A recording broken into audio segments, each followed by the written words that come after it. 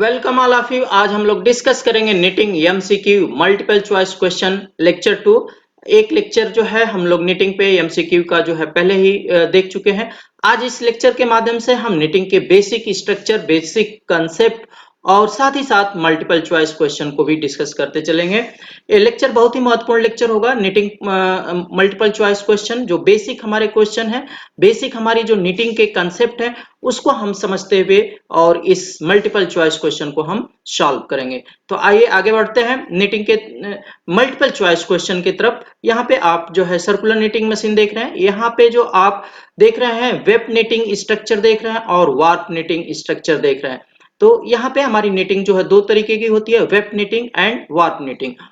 Web knitting हमारा structure इस तरीके से जो है दिख रहा है, जहाँ पे ये रिव फॉर्म में है और ये हमारा जो है वार्प निटिंग स्ट्रक्चर जो है दिख रहा है। तो आगे हम मल्टीपल चॉइस क्वेश्चन की तरफ बढ़ते हैं। हमारा पहला क्वेश्चन है, select the correct statement for plain weave knit. Plain weave के लिए जो है करेक्ट स्टेटमेंट आप सिलेक्ट करिए। A plain knit fabric is more extensible than plain woven fabric. Next हमारा ऑप्शन है, a plain knit looks same on either surface. A plain knit has poor breathability। and next हमारा option है, plain knit fabric has less thickness than plain woven fabric। यहाँ पे हमारा जो है correct option है, plain knit fabric is more extensible than plain woven fabric। Next हमारा question है, what are preparation has to be done for circular knitting machine। Circular knitting machine के case में हम क्या प्रिपरेशन करते हैं यार्न का? Waxing, warping, slashing and drawing in. तो यहाँ पे जो है हमारा करेक्ट ऑप्शन है ऑप्शन ए, वैक्सिंग। हम यहाँ पे वैक्सिंग करते हैं जिससे स्मूथनेस हमारी यार्न की स्मूथनेस बढ़ जाए, फ्रिक्शन लेवल कम हो जाए एंड हेरीनेस भी हमारी स्लाइटली रिड्यूस हो जाए। तो यहाँ पे हम जो है वैक्सिंग करते हैं जिससे स्मूथनेस, सरफेस स्मूथनेस इंप्रूव हो जाए। Knitting is a process of interweaving of two set of yarn। Next option है, interwinding of yarn at right angle or some other angle। Next option है, ट्विस्टिंग ऑफ टू और मोर strand. And next option हमारा है, interlooping of yarn into loops। तो knitting is a process of interlooping of yarn into a loops। हमारा option D correct option है, क्योंकि यहाँ पे हमारी जो निटिंग जो फॉर्म होती है, एक लूप को दूसरे लूप में जो है हमारी इंटरलूपिंग से जो हमारे जो है निटिंग का स्ट्रक्चर फॉर्म होता है। नेक्स्ट हमारा ऑप्शन है, नेक्स्ट हमारा क्वेश्चन है, suggest the minimum number of yarn package needed in knitting for fabric development. Fabric development में मिनिमम नंबर ऑफ yarn की जो है हमें जरूरत कितनी होगी? तो single package. Suggest the minimum number of yarn package needed in knitting for fabric development. तो यहाँ पे हमारे ऑप्शन है 1 2 3 4। यहाँ पे हमारा करेक्ट ऑप्शन है ऑप्शन 1, सिंगल पैकेज 1। नेक्स्ट हमारा क्वेश्चन है, for the net structure shown count the number of course and well. जो यहाँ पे नेट स्ट्रक्चर जो दिख रहा है, इसमें आप वेल्स और यहाँ पे आप जो है कोर्स और वेल्स को बताएं काउंट करके। तो यहाँ पे हम देख रहे हैं, the count structure shown count the number of course and wales. Course और वेल्स हमें काउंट करके बताना है। ये हमारा जो हॉरिजॉन्टल जो हमारे लूप्स होते हैं इसको हम कोर्स कहते हैं, और जो वर्टिकल हमारे लूप्स होते हैं इसको हम वेल कहते हैं। तो यहाँ पे आप देख रहे हैं कि 1 2 3 वर्टिकल हमारे लूप्स हैं, यानी 3 यहाँ पे वेल्स हैं। और कोर्स को हम देखें 1 एंड 2। तो यहाँ पे जो है नंबर ऑफ कोर्स हमारे 2 हैं, 2 कोर्स हैं और 3 वेल्स हैं। तो हमारे ऑप्शन है number of course 2, number of wale 3। And next हमारे ऑप्शन है number of course 4, number of wale 3, number of course 4, number of wale 4, number of course 3 and number of wale 3। तो यहाँ पे हमारा जो करेक्ट ऑप्शन है option A, number of course 2 and number of wale 3। Suggest the correct statement for the shown knit structure. ये जो हमें NEET structure दिख रहा है, इसके लिए हमारा जो है करेक्ट स्टेटमेंट कौन सा होगा? It is a weft knit. Next हम ऑप्शन है हमारा, it is made from single yarn package. Next option है, it is made from multiple yarn package. Next option है, each loop is connected with other loop in the same course। यहाँ पे हमारा जो correct option है, it is made from multiple yarn package, यानी ये हमारी वार्प नीटिंग है और जो मल्टीपल यार्न पैकेज से फॉर्म हो रही है।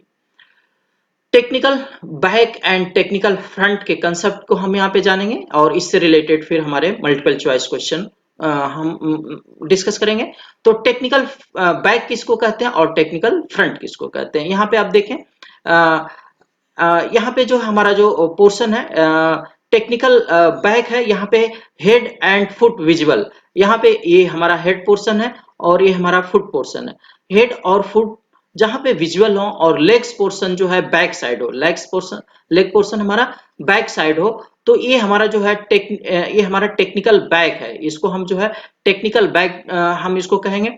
और जो नेक्स्ट हमारी डिजाइन है जहां पे हमारे लेग्स विजुअल हो और हेड और फुट बैक साइड में हो, वहां पे जो है जब हमारे लेग विजुअल हो, इसको हम टेक्निकल फ्रंट कहते हैं। इस डिजाइन को हम टेक्निकल फ्रंट कहेंगे। अगर हम इसको लुक्स वाइज देखें फैब्रिक में कैसा दिखेगा, तो ये हमारे जो आप डिजाइन जो देख रहे हैं, यहाँ पे हमारे जो है लेग्स जो है अपियर हो रहा है, तो ये हमारा जो है टेक्निकल फ्रंट है।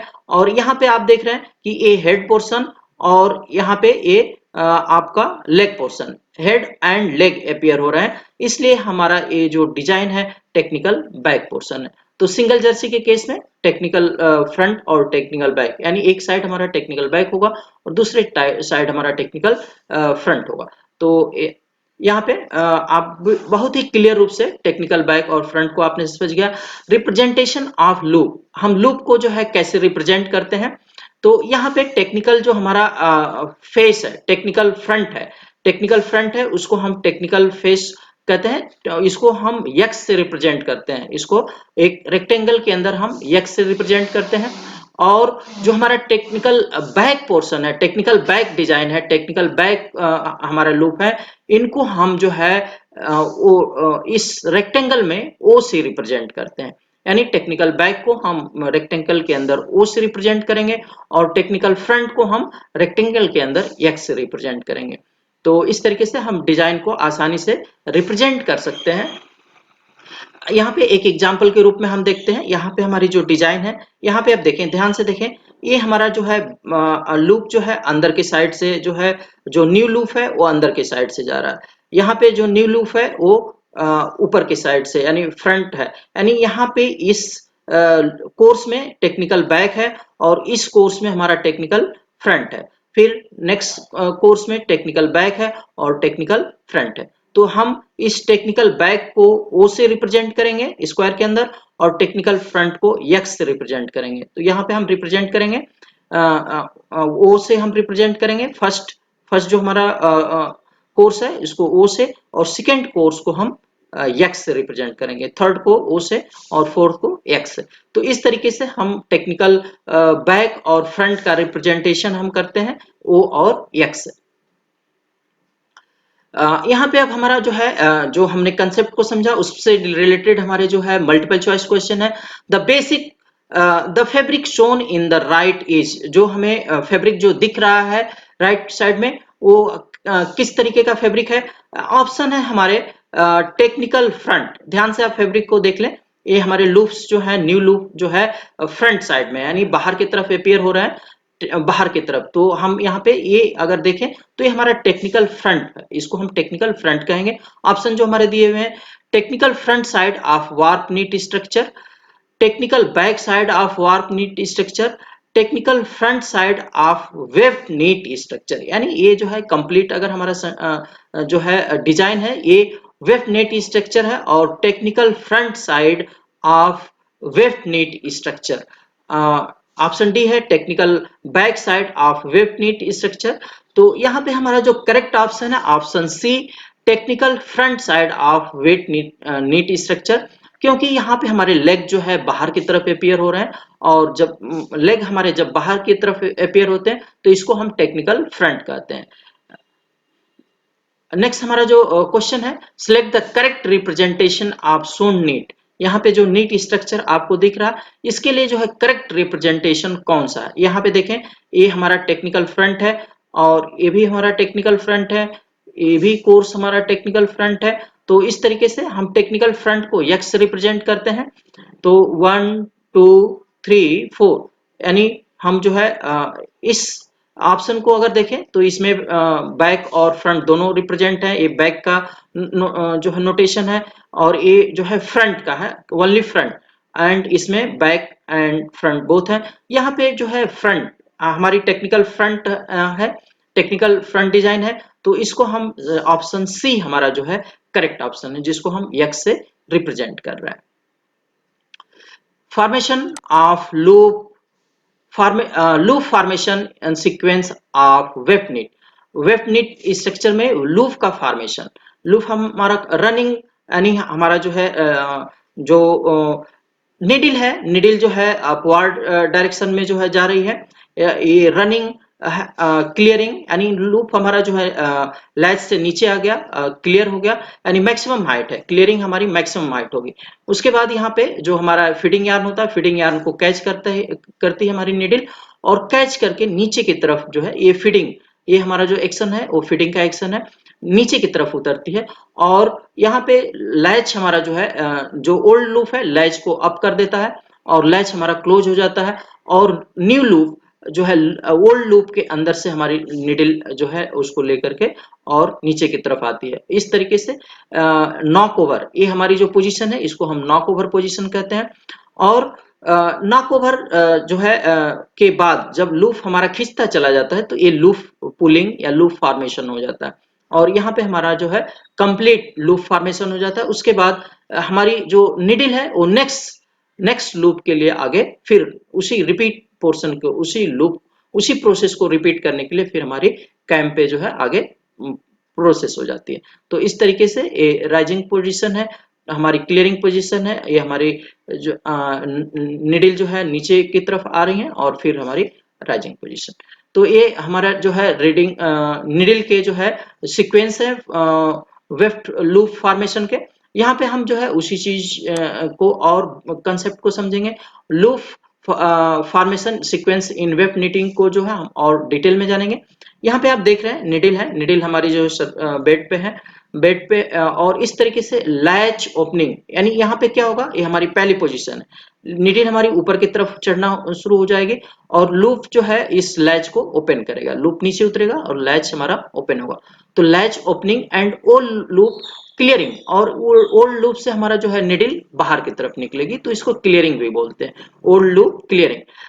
यार्न कैचिंग, जब लूप हमारा निडिल हमारी ऊपर चली जाती है तो इस जो न्यू यार्न को, न्यू लूप के लिए यार्न को जो है फीडिंग यार्न को जो है लूप हमारी निडिल कैच करती है एंड नेक्स्ट जो है कैच करके जो नीचे की तरफ आना शुरू करती है तो yarn pulling, yarn catching, yarn pulling, latch closing, और जो ओल्ड लूप है उस लैच को जो है ओपन क्लोज करता है और क्लोज होकर के हमारी निडिल जो है ओल्ड लूप से नीचे की तरफ जो है आती है, उसको हम नॉक ओवर पोजीशन कहते हैं। यानी जब हमारी निडिल ओल्ड लूप से पास होती है नीचे की तरफ, उस वो हमारी नॉक ओवर पोजीशन है, एंड पुल करके और होल्ड कर लेती है लूप को, वो हमारी लूप फॉर्मेशन है। इस तरीके से ये हमारे निडिल के एक्शन है, loop opening, loop clearing, yarn catching, yarn pulling, loop closing, knock over and loop formation. ये हमारे सीक्वेंस हैं हमारे निडिल से लूप फॉर्मेशन के। आइए अब इसे देखते हैं, इससे रिलेटेड हमारा जो है मल्टीपल चॉइस क्वेश्चन जो है फॉर्म हो रहा है। Correct sequence of loop formation for a weft knit structure is, correct जो हमारा सीक्वेंस क्या होगा, तो ऑप्शन बी यहाँ पे हमारा करेक्ट सीक्वेंस है। इसको हम देखते हैं। यार्न कैचिंग, सबसे पहले हमारा यार्न कैचिंग होगा, यार्न बेंडिंग, यार्न हमारा बेंड होगा, yarn bend, yarn pass through old loop, bend जो बेंडेड यार्न है वो पास होगा कहां से, ओल्ड लूप से, एंड ओल्ड लूप नॉकिंग, और ओल्ड लूप से ये पास होते हुए बाहर निकल जाता है, knocking and new loop formation, और न्यू लूप हमारे जो पुलिंग हो जाती है लूप की या यार्न की, और न्यू लूप हमारा फॉर्म हो जाता है। तो यहाँ पे जो हमारे option A B C D दिए हुए हैं, इसमें हमारा जो करेक्ट ऑप्शन है ऑप्शन बी हमारा करेक्ट ऑप्शन है। नेक्स्ट हमारा क्वेश्चन है plain weft knit fabric has, यहाँ पे ध्यान से देखें क्वेश्चन को। Plain weft knit fabric has 20 course per inch, यानी कोर्स हमारा स्ट्रक्चर क्या होगा, ये हमारा कोर्स है, 1 2 3 ये हमारे कोर्स है, और वर्टिकल में हमारे वेल है, ये हमारे वेल है, 1 2 3 ये हमारे वेल है। तो number of course per inch, यानी 1 इंच में कोर्स को हम इस तरीके से देखेंगे, 1 2 3, और इस तरीके से हम जो है नंबर ऑफ वेल्स को काउंट करेंगे, 1 2 3 number of Wales per inch. तो यहाँ पे काउंट ऑफ फैब्रिक, इसको अगर हम number of Wales per inch और number of course per inch को, तो ये हमारी स्टिच डेंसिटी आ जाती है, दोनों को मल्टीप्लाई कर दें तो जो स्टिच डेंसिटी पर इंच स्क्वायर आ जाएगी। तो यहाँ पे हमें जो है नंबर ऑफ लूप्स को बताना है। बड़े ध्यान से आप क्वेश्चन को समझें। Plain weft knit fabric has 20 course per inch, यानी 20 कोर्स, यानी 1 इंच में कितने कोर्स है, 20 है। जो हमारा क्वेश्चन है उसमें 20 कोर्स है। एंड 30 वेल्स पर इंच, और वेल्स की संख्या कितनी है, 30 है पर इंच में। Find the number of loop in the fabric if it length and width are 100 semi and 50 semi respectively। अब हम जो है जो कोर्स की संख्या है पर इंच में है, इसको हम पर सेंटीमीटर में निकाल लेंगे और 100 से मल्टीप्लाई कर देंगे, और इसी तरीके से वेल्स की संख्या हम पर सेंटीमीटर में निकाल लेंगे और 50 से मल्टीप्लाई कर देंगे, और फिर हम दोनों को मल्टीप्लाई कर देंगे तो हमारा फिगर आ जाती है जो है नंबर ऑफ जो हमारे लूप्स होंगे उसकी संख्या आ जाती है 4,65,500।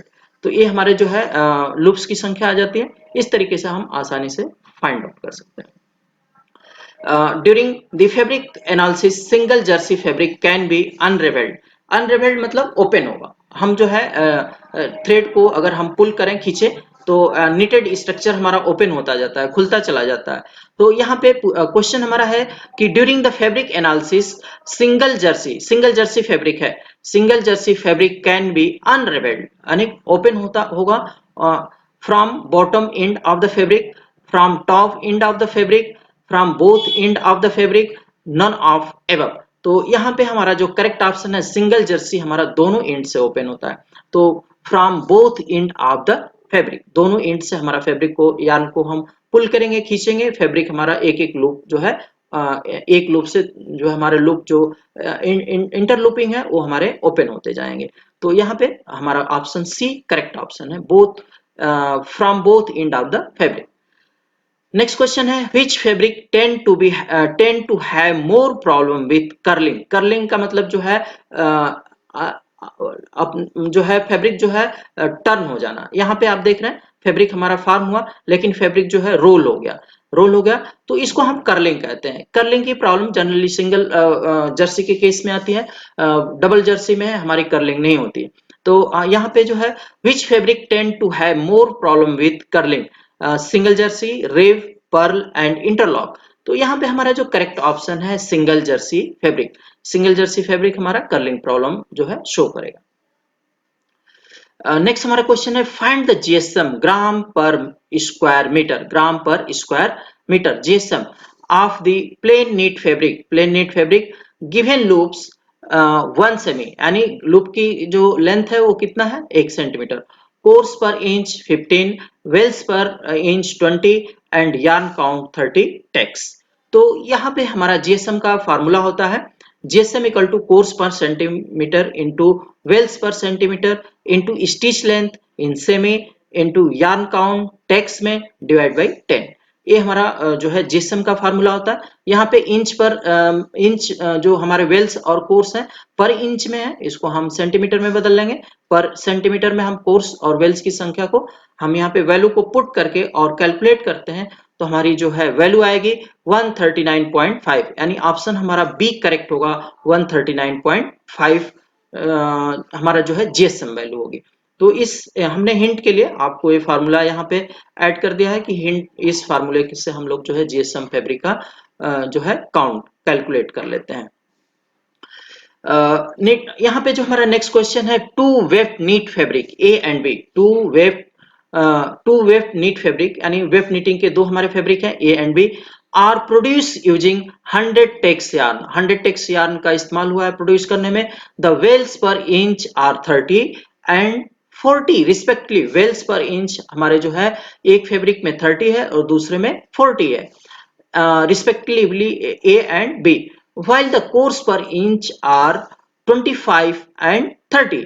कोर्स पर इंच हमारे जो है 25 और 30 हैं respectively A and B. Select the correct statement. अब हमें यहाँ पे करेक्ट स्टेटमेंट बताना है.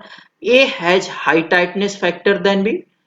एंड नेक्स्ट हमारा ऑप्शन है A has low tightness factor than B. Both A and B have same tightness factor and none of these. तो यहाँ पे जो टाइटनेस फैक्टर है यानी डेंसिटी पे डिपेंड करेगा.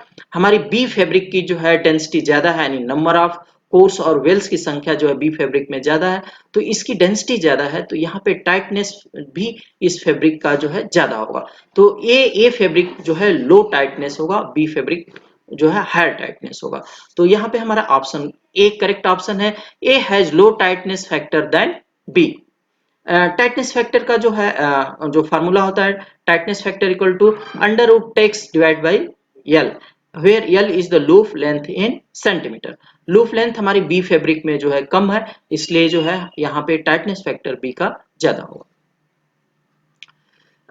यहाँ पे एक फॉल्ट को हम शो कर रहे हैं. Laddering problem loop break. ये लैडरिंग प्रॉब्लम क्यों आती है? लूप ब्रेक से आती है. अगर हमारा कहीं पे जो है लूप अगर कंटिन्यूअस ब्रेक होता जा रहा है, तो ये इस टाइप का स्ट्रक्चर हमें फैब्रिक में अपियर होगा.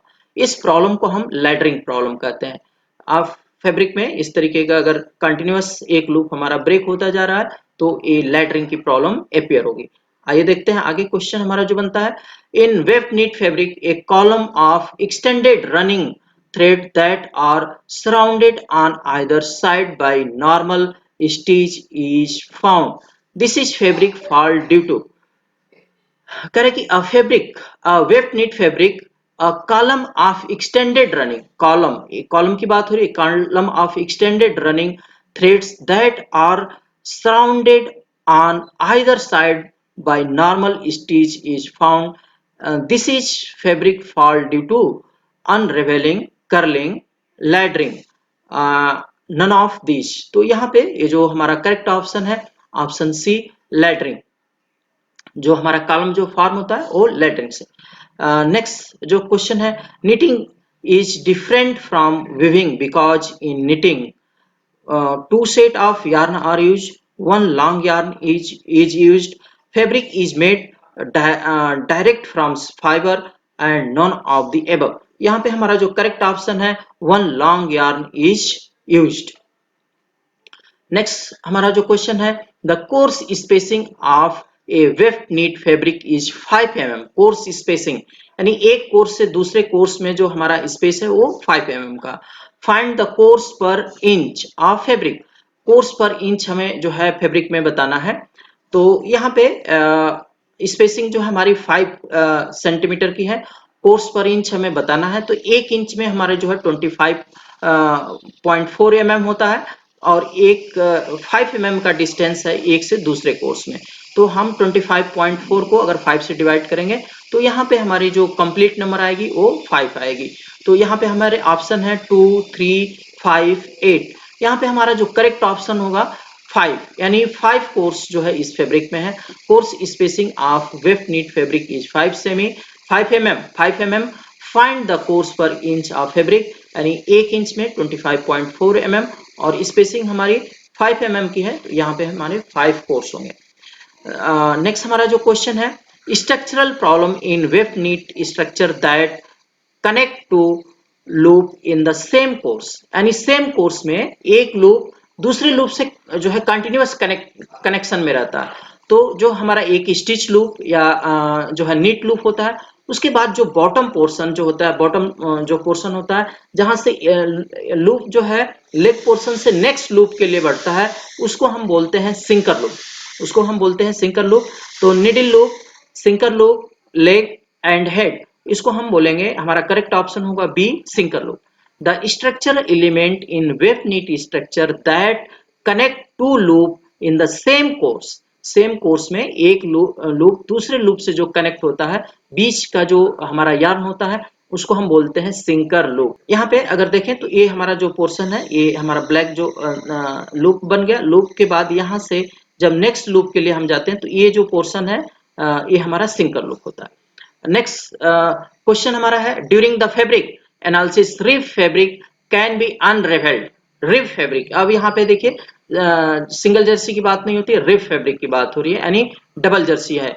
During the fabric analysis rib fabric can B unraveled from bottom end of the fabric, from top end of the fabric, from the both end of the fabric, none of the above। तो हमारा यहाँ पे correct option है from the top end of the fabric, top end of the fabric। Rib के case में हमारा जो fabric की ओपनिंग होगी, अनरिवेलिंग होगी, वो टॉप ऑफ द फैब्रिक, यानी जहां पे हम कंटिन्यूअस बढ़ते जा रहे हैं, लूप फॉर्मेशन करते जा रहे हैं, आखिरी से हमारा जो है ऊपर से यानी हमारा जो है अनरेवेलिंग शुरू होगी।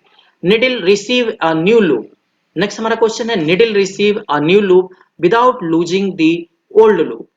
न्यू यहाँ पे यानी पहले लूप को उसने जो है लूज नहीं किया है और फिर नए लूप को जो है वो रिसीव कर रही है, उस केस में उस लूप को हम क्या कहेंगे, the needle receive new loop without losing the old loop. ये किस केस में होगा, मिस लूप, नीट लूप, टक लूप एंड वार्प बीम। यहाँ पे इस लूप को हम बोलते हैं टक लूप। नॉर्मल जो लूप होता है उसको हम नीट लूप, यहाँ पे जो है जो हमारा पहला ओल्ड लूप था वो भी होल्ड है और नया लूप दोनों ही एक नीटिंग होल्ड करके रखी है, इस लूप को हम बोलेंगे टक लूप। तो आप यहाँ फिगर में देख रहे हैं टक लूप, और इसको हम नोटेशन में जो है हम टक लूप को डॉट से दिखाते हैं। टक लूप को हम किससे दिखाएंगे, क्योंकि यहाँ पे हमारा गैप है, पहले में आपने देखें कि यहाँ पे हमारा टेक्निकल फेस है तो क्रॉस से हम दिखाएंगे, ये सेकंड में ये हमारा ऑफ है क्रॉस से, और यहाँ पे हमारा लूप हमारा गैप है तो इसको हम डॉट से नोटिफाई करेंगे और इस तरीके से इसका नोटिफिकेशन हो। मेजर ऑपरेटिंग कैम, जो हमारी कैम जो होती हैं जो कंट्रोल करती हैं निडल को और अप डाउन मूवमेंट में हेल्प करती हैं, लूप फॉर्मेशन लूप के पूरे साइकिल में हेल्प करती हैं, तो हम उन ऑपरेटिंग कैम को कौन कौन सी हमारी कैम होती हैं, रेजिंग कैम का क्या फंक्शन होता है, needle start lifting, needle raising cam needle start lifting, latch opening start, latch opening यानी हमारी जो लैच है निडल की लैच है वो हमारी ओपनिंग स्टार्ट हो जाती है रेजिंग कैम में। एंड सेकेंड हमारी क्लियरिंग कैम होती है, needle lift to maximum position, clearing cam के केस में needle lift to maximum position, old loop clear from the needle, old loop clear from the needle. Clearing position यानी needle सबसे top position में होगी, clearing position maximum position में होगी। Next हमारा जो है स्टिच कैम, क्लियरिंग कैम के बाद हमारी stitch cam, yarn pulling, yarn हमारा जो है यार्न जो है खींच रहा है नीचे की तरफ, yarn pulling, latch closing, latch हमारी क्लोज हो रही है बाई ओल्ड लूप जो है लैच को क्लोज कर रहा है, नॉकिंग ऑफ ओल्ड लूप, और ओल्ड लूप से जो हमारा न्यू लूप जो है इंटर कर रहा है, knocking off old loop and new loop length, और न्यू लूप हमारा खींचता है नीचे की तरफ, ये हमारी जो है स्टिच कैम का वर्क होता है। अब throwing cam, take needle back to original position, take needle back to original position. अब थ्रोइंग का क्या काम होता है, द नीडल हमारी ओरिजिनल पोजीशन पे फिर से वहीं पहुंच जाती है जहां से वर्किंग हमारी स्टार्ट हुई थी। नेक्स्ट हमारी जो है गार्ड कैम है, लिमिट बट मूवमेंट, जो हमारा बट है, बट पोर्शन है जिसके वजह से हमारी अप डाउन मूवमेंट में गाइड कर रहा है बट, तो यहाँ पे जो है limit but movement only in the track, prevent needle falling out from the track. यानी गार्ड का हमारा क्या, गार्ड कैम का क्या वर्क होता है कि जो हमारा बट है उसको जो है उसको अपने ट्रैक में जो है प्रॉपर बना करके रखना जिससे हमारी नीडल बाहर की तरफ ना निकले। तो ये हमारे कैम है, raising cam, clearing cam, stitch cam, up throwing cam and guard cam. ये मशीन में हमारी जो है लगी रहती है cam. Needle goes back to start new knitting cycle, needle जो है इसको हम क्या कहेंगे, needle goes back to start new knitting cycle, latch needle running, latch needle loop pulling, latch needle knock over, compound loop pulling. तो यहाँ पे है लैच निडल रनिंग, इसको हम बोलेंगे लैच निडल रनिंग, यानी जस्ट स्टार्ट कर रहा अपना न्यू लूप के लिए, तो इसको हम बोलेंगे लैच निडल रनिंग। हमारा ऑप्शन ए यहाँ पे करेक्ट ऑप्शन। नेक्स्ट क्वेश्चन है name the part of needle that help in needle reciprocation, यानी अप डाउन मूवमेंट में जो है निडल का कौन सा पोर्शन है जो हेल्प करता है। तो यहाँ पे ऑप्शन ए है हुक, लैच, बट, स्टेम। तो यहाँ पे हमारा जो करेक्ट ऑप्शन है बट जो है निडल के अप डाउन मूवमेंट में जो है राइजिंग फॉलिंग में जो है हेल्प करता है। नेक्स्ट हमारा क्वेश्चन है name the cam responsible for needle lifting and latch opening of the needle during knitting action. यहाँ पे हमारे ऑप्शन है रेजिंग कैम, अब throwing cam, guard cam and clearing cam. तो यहाँ पे क्लियरिंग कैम हमारी टॉप पोजीशन पे होती है जब हमारा लूप क्लियर होता है। गार्ड कैम जो है निडल को प्रोटेक्ट करता है, बाहर निकलने नहीं देता है। अब थ्रोइंग कैम जहां से हम अब न्यू लूप को के लिए स्टार्ट करते हैं। और यहाँ पे जो है जो क्वेश्चन है हमारा कि name the cam responsible for needle lifting and latch opening. यहाँ पे लीडिंग हमारी ओपन हो रही है और लैच ओपन हो रही है। इस पोजीशन को, इस कैम को हम बोलते हैं रेजिंग कैम, इसको हम बोलते हैं रेजिंग कैम। तो यहाँ पे हमारा जो करेक्ट ऑप्शन है option A raising cam. Next question हमारा name the cam responsible for clearing the old loop from the latch of a needle. Option हमारे हैं क्लियरिंग कैम, अब throw cam, stitch cam, guard cam. यहाँ पे हमारा जो option है option A clearing cam. Clearing cam हमारा जो है यहाँ पे करेक्ट ऑप्शन है, क्योंकि इस पोजीशन में क्लियरिंग कैम हमारी जो है निडल जो होती है maximum position, maximum top position, maximum rising condition में होती है और वहां पे हमारा ओल्ड लूप निडल से बाहर हो जाता है, यानी निडल से बाहर इन द सेंस लैच से जो है नीचे की तरफ उतर आता है, बाहर हो जाता है। Which of the following is not a type of knit loop. इसमें से कौन सा नीट लूप नहीं है? रिव, टक, float, all of the above. यहाँ पे हमारा जो ऑप्शन है ऑप्शन ए हमारा जो है करेक्ट जो ऑप्शन है रिव हमारा जो है रिव ये लूप जो है नीट लूप नहीं है। करेक्ट। यहाँ पे जो है हमारा नेक्स्ट क्वेश्चन है मैच द पेयर। नीचे दिए हुए पेयर को आपको मैच करना है। Column 1, column 2, clearing cam, raising cam, stitch cam and guard cam. यहाँ पे हम क्लियरिंग कैम का क्या पोर्शन काम होता है? ओल्ड लूप से क्लियर होना। तो clearing cam help the opening of the latch during knitting, protect the needle from the losing the cam track, help the knocking off old loop. यानी A जो है A2, ए हमारा clearing cam reciprocating needle to maximum height. Reciprocating यानी हमारी जो है इस position में क्लियरिंग कैम के पोजीशन में हमारी जो निडल है वो मैक्सिमम हाइट पे होगी।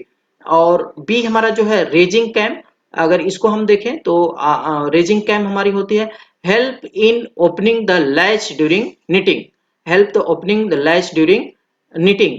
और सी हमारा जो है सी को स्टिच कैम अगर हम देखें help in knocking of the old loop, stitch cam help the knocking of the old loop, and guard cam protect the needle from the losing the cam track। Cam track से जो है बाहर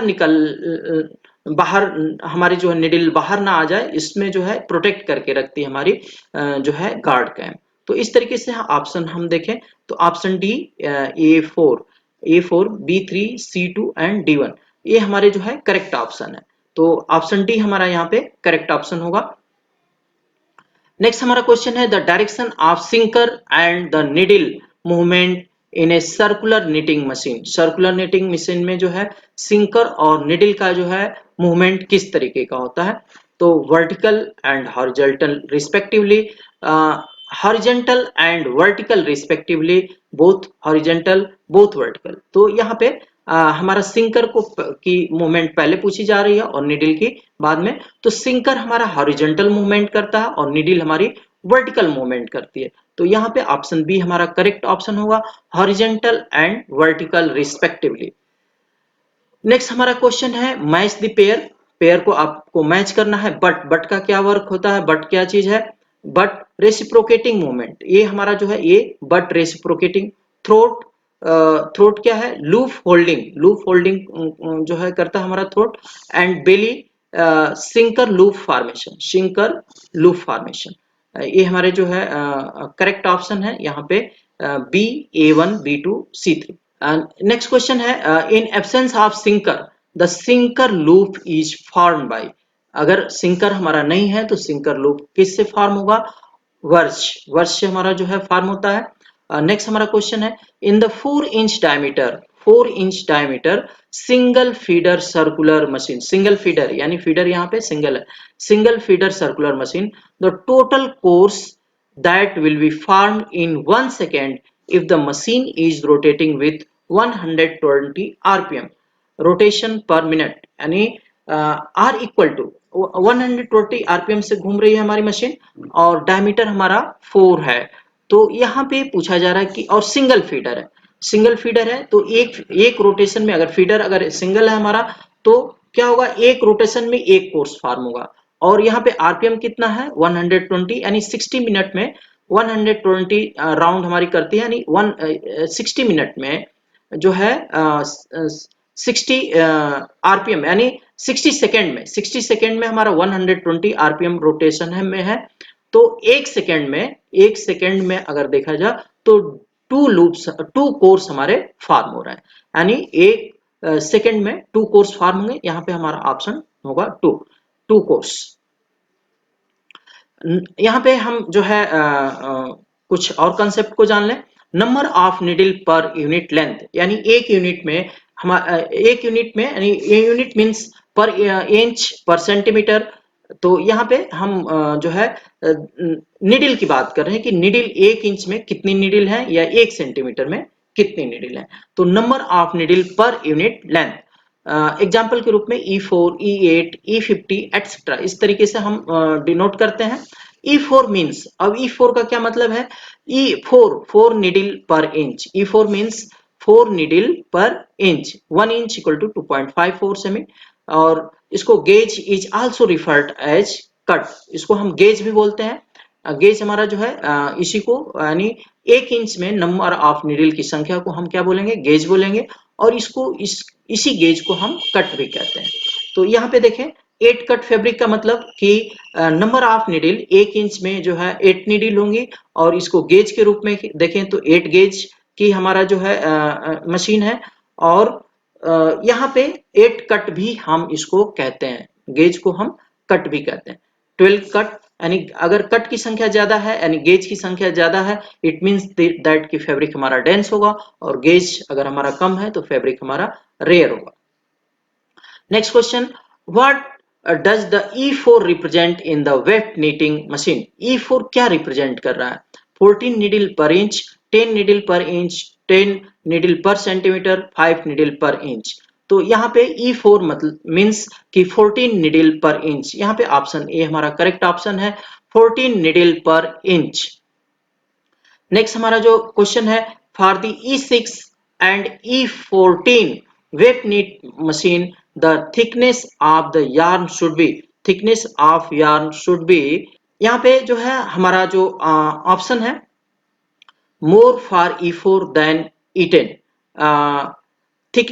thickness की बात हो रही है कि for E6 and E14 weft knit machine the thickness of yarn should be, yarn की थिकनेस जो है किसमें जो है ज्यादा होगी? More for E4 than E10, less for E4 than E10, same for E4 and E10। Yarn thickness does not depend on machine gauge. तो यहाँ पे मशीन गेज पे हमारी यार्न की थिकनेस डिपेंड करेगी। जितना ही गेज हमारा फाइन होता जाएगा उतना ही हम फाइन यार्न जो है लेंगे, और जितना ही कोर्स हमारा जो है गेज हमारा कोर्स होगा उसमें हम कोर्स यार्न आसानी से प्रोड्यूस कर सकते हैं। तो इस केस में हमारा जो ऑप्शन ए है करेक्ट ऑप्शन होगा, more for E4 and than E10। Next हमारा क्वेश्चन है फॉर 36 फीडर, फीडर जो हमारे जो फीडर हैं उनकी संख्या कितनी है? 36। 14 inch diameter circular machine with gauge E20, what will be the total loops formed in one rotation? one rotation में हमारे टोटल कितने loops फॉर्म होंगे? तो यहाँ पे जितने नंबर ऑफ निडल होंगे, जितने नंबर ऑफ निडल होंगे उतने कोर्स हमारे जो है उतने हमारे जो है लूप फॉर्म होंगे। यहाँ पे और 36 फीडर है, तो एक चक्कर में जो है 36 हमारे कोर्स फार्म होंगे। जितने फीडर होते हैं उतने कोर्स जो हमारे फार्म होते हैं। तो यहाँ पे एक राउंड में 36 कोर्स फार्म होंगे, और जितने नंबर ऑफ निडिल होंगी उतना ही जो है हमारे एक राउंड में उतने ही हमारे लूप फार्म होंगे। तो लूप की संख्या एक राउंड में हम लूप की संख्या निकाल लेंगे, और नंबर ऑफ कोर्स से हम मल्टीप्लाई कर देंगे, तो यहाँ टोटल नंबर ऑफ लूप्स हमें मिल जाएंगे, टोटल नंबर ऑफ लूप्स की हमें संख्या मिल जाएंगे। तो यहाँ पे हमारा जो क्वेश्चन है उसके अनुसार हम एक हिंट दे रहे हैं कि single jersey circular knitting machine needle equal to, needle की संख्या हम कैलकुलेट करते हैं पाई डी इंटू जी से। पाई यानी पाई की वैल्यू पुट करेंगे, डाया की वैल्यू दिया हुआ है, डाया 14 इंच है, और गेज हमारा E20 है, तो हम वैल्यू को पुट करेंगे, पाई की वैल्यू 3.14, डाया 14 एंड गेज 20। इस जो है इससे हमारी नंबर ऑफ निडिल की संख्या मिल जाएगी एक राउंड में, और इतने ही हमारे लूप फार्म हो गए। अब इस संख्या को हम मल्टीप्लाई कर देंगे नंबर ऑफ फीडर से, क्योंकि इतने ही कोर्स हमारे फार्म होंगे एक राउंड में। तो हमारी जो है टोटल लूप्स की संख्या मिल जाती है। इस तरीके से हमारे जो ऑप्शन दिए गए हैं, ऑप्शन बी हमारा करेक्ट ऑप्शन होगा, 31,680। नेक्स्ट हमारा जो क्वेश्चन है, circular wave knitting machine is having 100 feeder. Circular wave knitting machine having 100 feeder, the number of course produce in 1 minute if the machine is rotating 30 rpm। RPM यानी rotation पर minute as. अब यहाँ पे जो है 100 feeder है, तो एक राउंड में हमारे जो है 100 कोर्स फार्म होंगे, जितने फीडर होंगे उतने कोर्स फार्म होंगे। तो इस तरीके से एक राउंड में 100 कोर्स फार्म होंगे। अब हमें जो है नंबर ऑफ कोर्स को बताना है कि एक जो है एक आरपीएम यहाँ पे जो है 1 मिनट में a circular wave knitting machine having 100 feeder, the number of course produce in 1 minute, यानी 1 मिनट में, और 1 मिनट में हमारा रोटेशन कितना है 30। तो 100 जो हमारे कोर्स जो फार्म 100 फीडर है, 100 कोर्स जो है एक रोटेशन में जो है फार्म हो जाएंगे। तो 30 रोटेशन में हमारे 100 इंटू 30, यहाँ पे हमारा जो ऑप्शन होगा 3000 हमारा जो है करेक्ट ऑप्शन होगा, करेक्ट ऑप्शन हमारा होगा 3000। नेक्स्ट हमारा क्वेश्चन है, formed a warp knit technology, loop are formed from warp yarn एंड knitted along the length। Formed by warp knit technology, loop are formed from warp yarn and knitted along the length. Weft knit, warp knit, single Jersey and double Jersey. यहाँ पे हमारा जो correct option है option B, warp NEET. यानी यहाँ पे जो है हमने मल्टीपल चॉइस क्वेश्चन को देखा, जो बहुत ही महत्वपूर्ण है हमारे एग्जाम पॉइंट ऑफ व्यू से। थोड़ा सा हम और एक कंपैरिजन करेंगे जो हमारी निडिल है latch needle, beard needle and compound needle. यहाँ पे हम कंपैरिजन करेंगे कि हमारी जो है किस निडिल की क्या प्रॉपर्टी होती है। डिजाइन वाइज अगर हम देखें तो latch needle simple, beard needle simple and compound intricate. Cost low expensive. Self acting hook closing, self acting में हमारी latch needle yes, beard needle no and compound needle no, यानी self acting only हमारी latch needle होती है। Popular in ये किस machine में use किया जाती है, वेब निडिंग में, बियर्ड निडिल वार्प में, और कंपाउंड निडिंग भी हमारी वार्प में इस्तेमाल होती है। Working speed low and compound की high. Machine gauge latch needle के केस में कोर्सर, बियर्ड निडिल में फाइनर एंड कंपाउंड में भी finer. Clearing height latch needle में हाई जो clearing height high and beard needle में लो एंड कंपाउंड में लो। स्ट्रेस ऑन यार्न में स्ट्रेस लैच निडिल में high, beard needle low and compound needle low. Vibration during knitting high, latch knitting में high, beard knitting no and compound needle less. Durability durability जो है latch needle की rigid and beard needle poor, break easily and compound needle हमारी strong. Yarn rubbing में जो है latch needle में सबसे ज्यादा यार्न रबिंग होगा। Harsh, beard needle gentle and compound needle gentle. इस तरीके से मैं समझता हूं कि ये लेक्चर आपके लिए काफी बेनिफिशियल होगा। Thank you.